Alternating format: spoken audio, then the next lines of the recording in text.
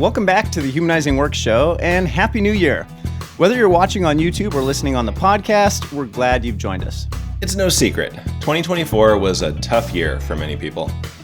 Politics, the economy, layoffs, uncertainty in the workplace left a lot of us feeling stressed or overwhelmed. The Humanizing Work team was not immune.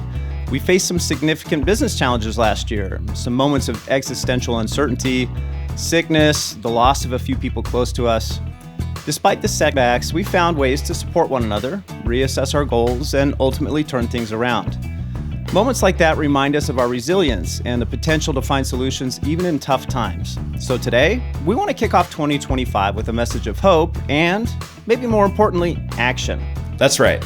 So today, we're sharing 5 reasons to be fired up going into the new year. These are things you can control no matter what's happening in the broader world. And these 5 things are designed to give you focus, energy, and optimism as you navigate the months ahead. Stick around because we've got some practical insights and real-world examples to inspire you. But first, a quick reminder that the Humanizing Work Show is a free resource sponsored by the Humanizing Work Company, where we help organizations improve their leadership, product management, and collaboration.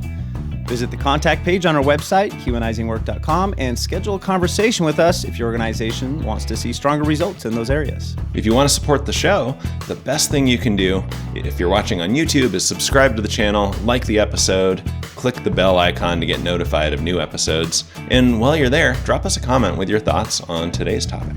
And if you're listening to the podcast version, leaving us a 5-star review helps other people discover the show. We appreciate you helping out however you can.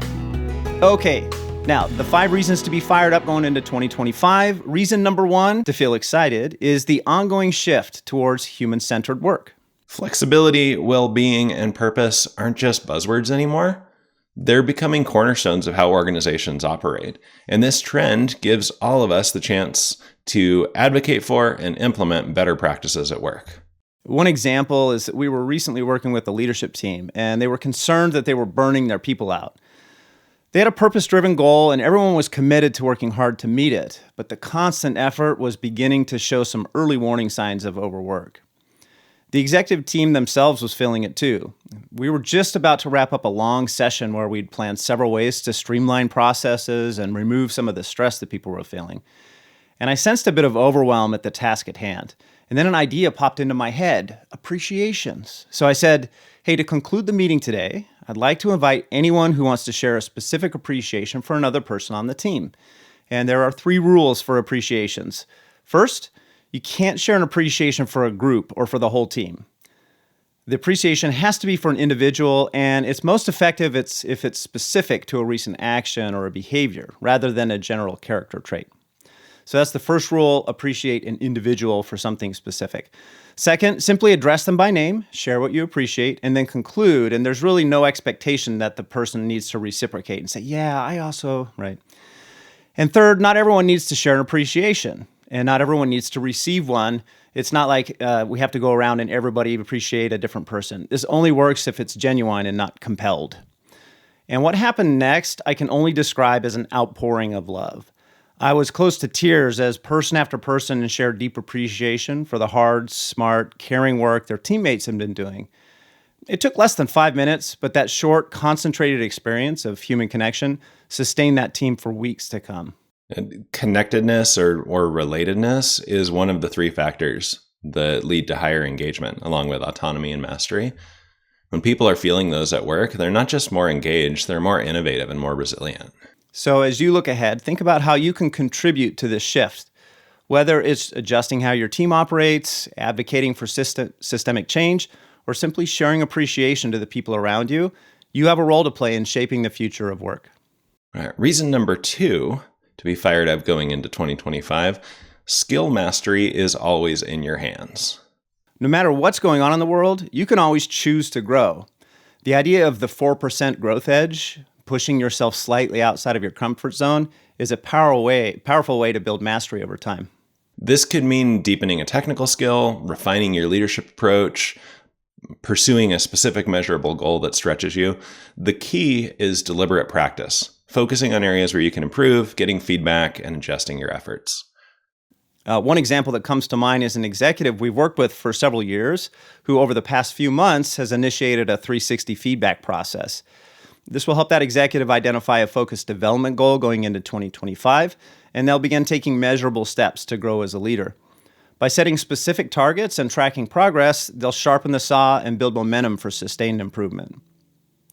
Okay, reason number 3, complexity is your playground. We all know that the workplace can feel uncertain and overwhelming sometimes. But what if we reframed that complexity and uncertainty as an opportunity to experiment and grow? Yeah, tools like the Cynefin framework can help here.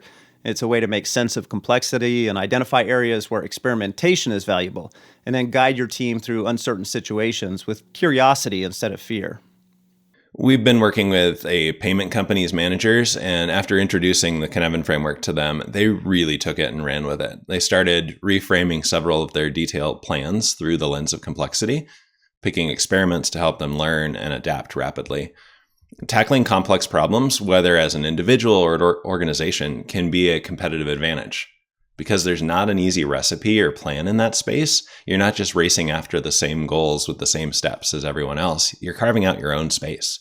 So in 2025, look for chances to do the same, whether it's running small experiments or involving your team in hypothesis-driven approaches to work. Embracing complexity can lead to breakthroughs you didn't expect. All right, on to reason number 4, which is you have the power to create habits that energize you. Habits are about creating a foundation for daily resilience and energy. So start this year by building small, energizing habits that improve your focus, well-being, or productivity.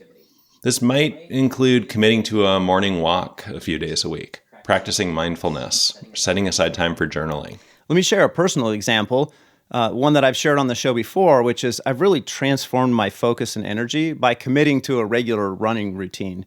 And it's not just about fitness. It's really about creating a mental space and staying grounded and starting my day with clarity or working on a hard problem.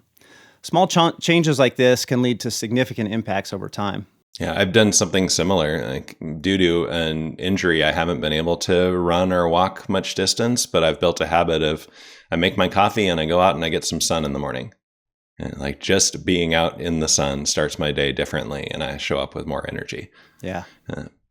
Foundational habits like that might seem simple, but they compound over time, creating a ripple effect that influences your energy, mindset, and productivity, and it influences the people around you as you show up differently. And finally, reason number 5, you can find your people. The right community can make a huge difference. Being connected to a community is a huge part of being human. And so seek out groups, meetups, and networks that align with your values and goals. Whether online or in person, finding your people can bring inspiration, collaboration, and a sense of belonging. Yeah, we recently connected with some longtime members of the Humanizing work community, and it was wonderful to catch up and see the ideas starting to flow again, even though this was just a short chat. So find others that share our common interests, learn from them, and contribute to each other's collective progress. This kind of change isn't always easy, but it's necessary for growth. And when you connect with others who share your mindset, you're reminded that you're not alone as you do it. So there you have it, 5 reasons to be fired up going into 2025. First, the future of work is human-centered. Second, skill mastery is always in your hands. Third, complexity is your playground. Fourth, you have the power to create habits that energize you and those around you. And 5, you can find your people.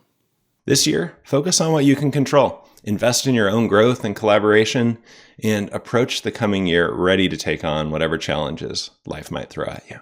Thanks for joining us today. And don't forget to like, comment on how you're going to make 2025 a great year, subscribe, and then leave a review if you found this helpful. Here's to an exciting and empowering 2025.